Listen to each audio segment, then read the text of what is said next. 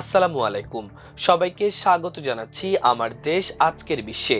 সঙ্গে আছি আমি মাহবুবুর রহমান ইমন। শুরুতেই শিরোনাম। পারস্য উপসাগর হরমুজ প্রণালীতে আরও ৬ জাহাজে হামলা। ইরাকে যুক্তরাষ্ট্রের মালিকানাধীন তেলের ট্যাঙ্কারে হামলা, ভারতীয় ক্রু নিহত। ইসরায়েলি গোয়েন্দা সংস্থার সদর দপ্তরে হামলার দাবি ইরানের। ইরাকে ইতালির সামরিক ঘাঁটিতে হামলা। ইরাক সিরিয়া সীমান্তে বিমান হামলা, ৯ ইরানপন্থী যোদ্ধা নিহত। ইরানের ভূগর্ভস্থ স্থাপনায় হামলায় B-1 বোমারু বিমান প্রস্তুত করছে যুক্তরাষ্ট্র। লেবানন দখল করে নেওয়ার হুমকি ইসরায়েলের। ইরানে বাস্তুচ্যুত ৩২ লাখ মানুষ, জাতিসংঘ। ইরানে হামলা বন্ধের আহ্বান রাশিয়ার। শুনছিলেন সংবাদ শিরোনাম, এবার বিস্তারিত।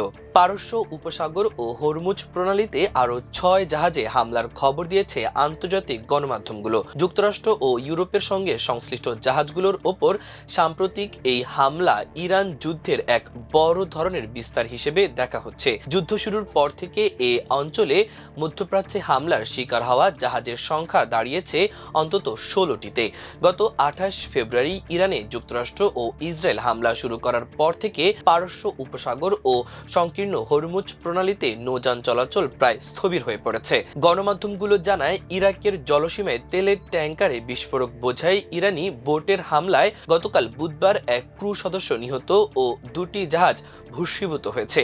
বন্দর কর্তৃপক্ষ, সামুদ্রিক নিরাপত্তা ও ঝুঁকি বিশ্লেষণকারী প্রতিষ্ঠানগুলো জানিয়েছে, পারস্য উপসাগরে আরও ৪টি জাহাজে প্রজেক্টাইল হামলার পরপরই এ ঘটনা ঘটল। ইরাক বন্দর কর্মকর্তাদের ভাষ্যমতে, গতকাল গভীর রাতে হামলার শিকার হওয়া জাহাজ দুটি হল মার্শাল আইল্যান্ডের পতাকাবাহী সেভ সি বিষ্ণু ও মাল্টার পতাকাবাহী জেফিরোস।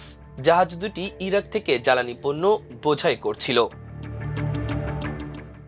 ইরাকের বসরার কাছে গতকাল বুধবার যুক্তরাষ্ট্রের মালিকানাধীন একটি অপরিশোধিত তেলবাহী ট্যাঙ্কারে হামলায় একজন ভারতীয় ক্রু সদস্য নিহত হয়েছেন।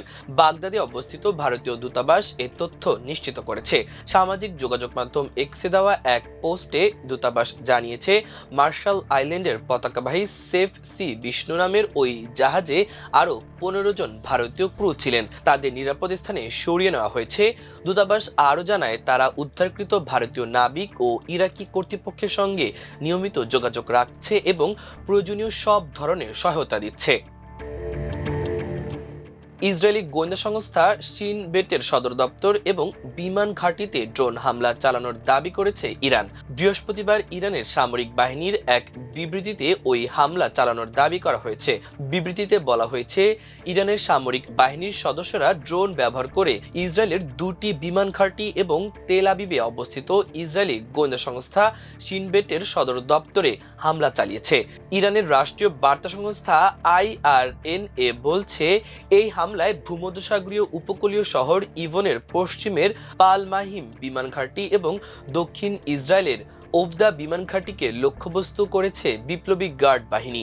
এদিকে ইরানের পারমাণবিক অস্ত্র উন্নয়ন কম্পাউন্ডে হামলার দাবি করেছে ইসরায়েল। ইসরায়েলি সামরিক বাহিনীর দাবি, তারা গত কয়েকদিনের হামলার মধ্যে তেহরানের একটি পারমাণবিক অস্ত্র উন্নয়ন কম্পাউন্ডে আঘাত এনেছে।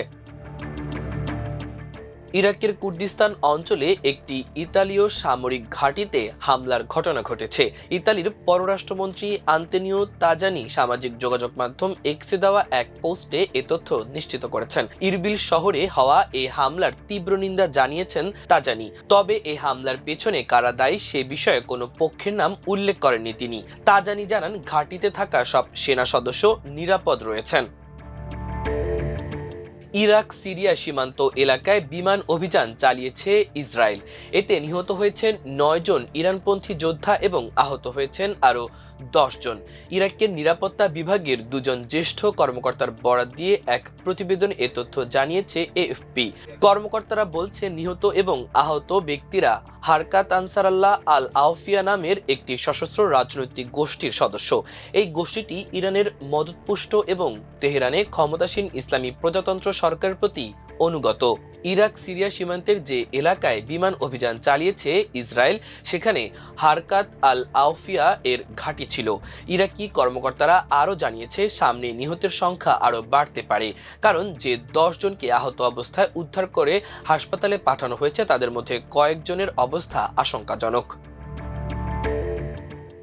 যুক্তরাষ্ট্রের একটি বিমান ঘাঁটিতে মার্কিন বিমানবাহীর B-1 বোমারু বিমানে শক্তিশালী বোমা মজুত করতে দেখা গেছে। এতে ধারণা করা হচ্ছে পেন্টাগন ইরানের ক্ষেপণাস্ত্র ও ড্রোন সংরক্ষণের মতো ভূগর্ভস্থ স্থাপনাগুলোতে হামলার প্রস্তুতি নিচ্ছে। ভিডিও ফুটেজে দেখা যায় RAF ফেয়ারফোর্ড ঘাঁটিতে অন্তত একটি B-1 বোমারু বিমানের অস্ত্র রাখার স্থান থেকে একটি মিসাইল লঞ্চার সরিয়ে নেওয়া হচ্ছে। B-1 বোমারু বিমান আকাশ থেকে উৎক্ষেপণযোগ্য ক্রুজ ক্ষেপণাস্ত্র বহন করতে সক্ষম। এসব ক্ষেপণাস্ত্র লক্ষ্যবস্তু থেকে শত শত মাইল দূর থেকে নিক্ষেপ করা যায়, ফলে বিমান বিধ্বংসী ক্ষেপণাস্ত্রের সীমানার বাইরে থেকেই আঘাত হানা সম্ভব। তবে ইরানের ভূগর্ভস্থ ও সুসংহত স্থাপনায় সংরক্ষিত ব্যালিস্টিক ক্ষেপণাস্ত্র ও ড্রোন ধ্বংসে ক্রুজ ক্ষেপণাস্ত্র খুব কার্যকর নয়।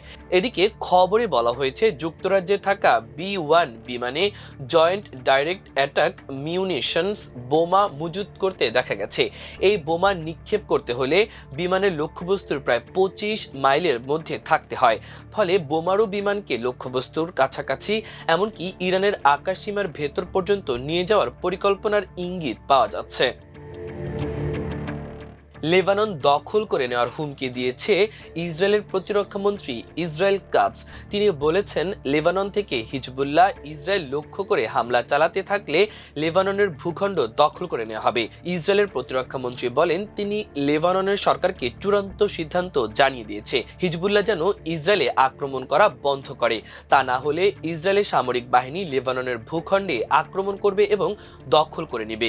ইসরায়েলি প্রতিরক্ষামন্ত্রীর বরাত দিয়ে দ্য টাইমস অফ ইসরায়েল বলেছে, হিজবুল্লাহ গতকাল ইসরায়েল লক্ষ্য করে প্রচণ্ড হামলা চালিয়েছে।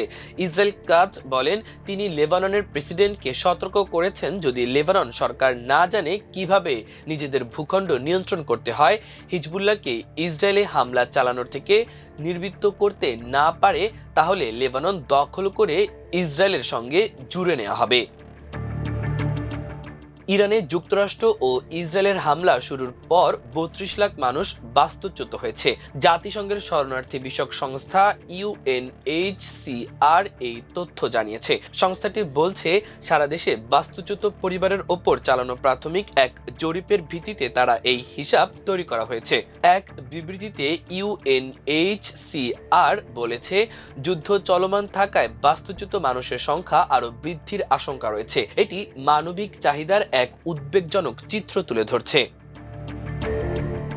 ইরানে হামলা বন্ধ করে আলোচনার টেবিলে ফিরে আসতে যুক্তরাষ্ট্র ও ইসরায়েলের প্রতি আহ্বান জানিয়েছে রাশিয়া। রাশিয়ার পররাষ্ট্র মন্ত্রণালয়ের মুখপাত্র মারিয়া জাখারোভা বলেছেন, মস্কো এমন পদক্ষেপের জন্য চাপ দিচ্ছে যা উত্তেজনা কমাতে পারে এবং দ্বন্দ্বকে কূটনৈতিক পথে ফিরিয়ে আনতে পারে। তিনি সতর্ক করে দিয়ে বলেন, পুরো অঞ্চলের মানবিক পরিস্থিতি দুঃসহ হয়ে উঠেছে। চলমান যুদ্ধ দিন দিন উদ্বেগজনক হয়ে উঠছে।